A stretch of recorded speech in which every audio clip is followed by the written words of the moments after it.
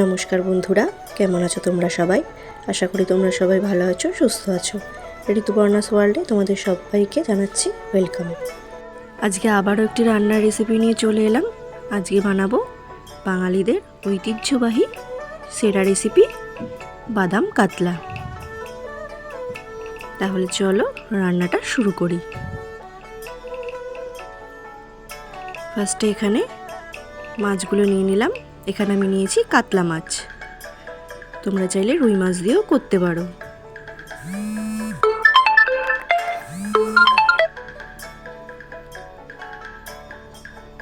তারপরে নিয়ে নিলাম বাদাম বাটা, তারপরে যেটা লাগবে আদা পেঁয়াজ রসুন একসাথে বাটা, তারপরে এখানে লাগবে জিরে গুঁড়ো, নুন, গরম মশলার গুঁড়ো আর গোটা গরম মশলা, আর হ্যাঁ তেজপাতাও লাগবে, যেটা আমার বলা হয়নি, আর লাগবে জিরে বাটা।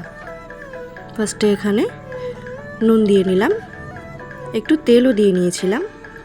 তারপরে মাছগুলোকে ভালো করে মাখিয়ে নেব, প্রত্যেকটার গায়ে আলাদা আলাদা করে মাখিয়ে নিলাম। এরপর কড়াইতে তেলও দিয়ে দিলাম, একে একে মাছগুলো ছেড়ে দিচ্ছি।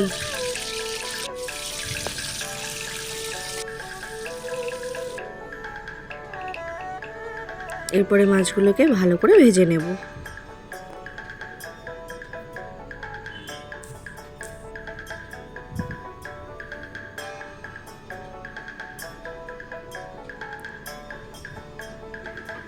দেখো মাছগুলো আমার ভাজা কমপ্লিট হয়ে গেল।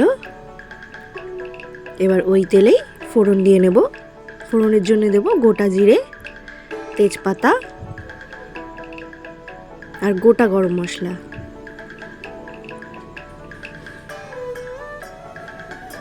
ভালো করে নাড়িয়ে নিলাম। তারপরে দিয়ে দেব বাটা মশলাটা। তারপরে ভালো করে নাড়িয়ে নেব যাতে পেঁয়াজের কাঁচা গন্ধটা চলে যায়। তারপরে এটা দিয়ে দিলাম বাদাম বাটাটা, ভালো করে কষে নেব। এরপরে যখন ফুটবে তখন একটু চিনি দিয়ে নেব। এরপরে জিরে বাটাটা দিয়ে দিলাম। এবার ভালো করে কষতে থাকবো। দেখো অনেকটাই তেল ছেড়ে এসছে মশলা থেকে।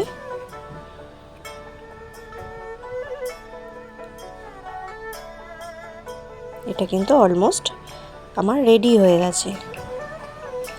এরপরে বাটি ধোয়া জলটা দিয়ে দিলাম। একটু ফুটতে থাকলে কাঁচা লঙ্কা দিয়ে দেবো, একটু চিনিও দিয়ে দিলাম। এরপর একে একে মাছগুলো ছেড়ে দেব।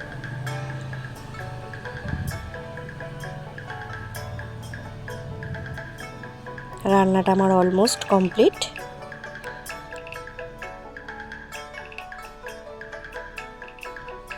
সব শেষে গরম মশলা গুঁড়ো আর ঘি দিয়ে নিলাম।